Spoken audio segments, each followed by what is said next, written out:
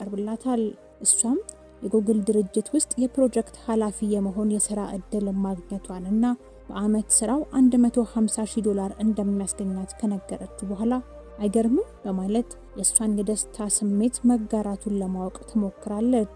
ኤሪክ ግን የምታወራው ነገር ሹፈት እንደሆነና እሱ እያለላት ለምን ስራ መስራት እንዳስፈለጋት ይጠይቃታል።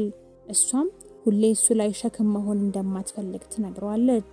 እሱም $150,000 በሳምንት ውስጥ የሚሰራው ገንዘብ እንደሆነና መቼም ቢሆን ሸክም ልትሆንበት እንደማትችል ከዚህም በተጨማሪ ድርጅቱ ምናልባትም የሱ ፍቅረኛ መሆኗን በማወቁ ይህንን ስራ ሰጥቷት ሊሆን እንደሚችል በመናገር የግል ሐሳቡን ይሰነዝርላታል።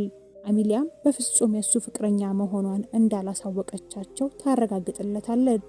ኤሪክም በተናገረው ነገር በማፈሩ እየቀለደ መሆኑን ከነገራት በኋላ ስራው እንደማያስፈልጋት አፉን ሞልቶ ይነግራታል። እሷም ለሷም ሆነ ለማንነቷ ስራው አሪፍ መሆኑን እንዳሰበች ታሳውቀዋለች።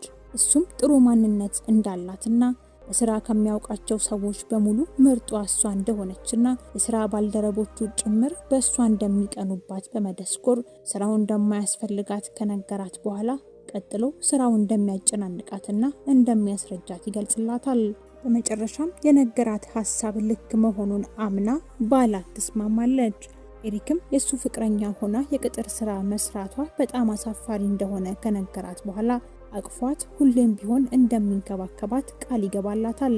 አሚሊያም ምስጋናዋን በፍቅር ቃላት አጅባ ትገልጽለታለች። ከዚያም ኤሪክ ወደ ስብሰባ መሄድ እንደሚኖርበትና ጆንን ወደ ውበት ሳሎን እንዲወስዳት እንደሚጠይቀው እንዲሁም ስራ ነክ ስለሆኑ ጉዳዮች ለማሰብ ብዙ ነፃ ጊዜ እንዳላት ይነግራታል።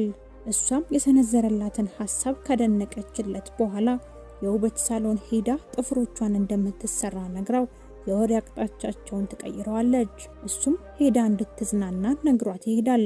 አሚሊያም ወደሚጠብቃት ጆን ትሄዳለች። ጆንም ለመሄድ ዝግጁ ስለመሆኗ ይጠይቃታል። እሷም በፈገግታ ታጅባ ዝግጁ እንደሆነች በመግለጽ ምላሽ ትሰጠዋለች። እሱም ደስተኛ እንደማትመስልና ምን ሆና እንደሆነ ይጠይቃታል። አሚሊያም መጥፎ ስሜት ስላሳየችው ይቅርታ ትለዋለች። እሱም ችግር ካለ ልትነግረው እንደምትችል ሲነግራት ከአፉ ላይ ነጥቀው የጉግል ድርጅት ውስጥ በፕሮጀክት ኃላፊነት ያገኘችውን ስራ እንደተወቹ በመግለጽ ብሶቷን ታፈነዳዋለች።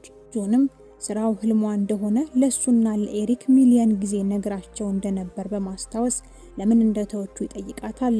አሚሊያም የነገራት ነገር ስላደናገራት የሚጻጻፉትን ኤሪክ ይነግረው እንደሆነ በመጠየቅ ታፋጥጠዋለች። ጆንም ኤሪክ አንዳንዴ ስለሷ በማውራት እንደሚደሰት በመግለጽ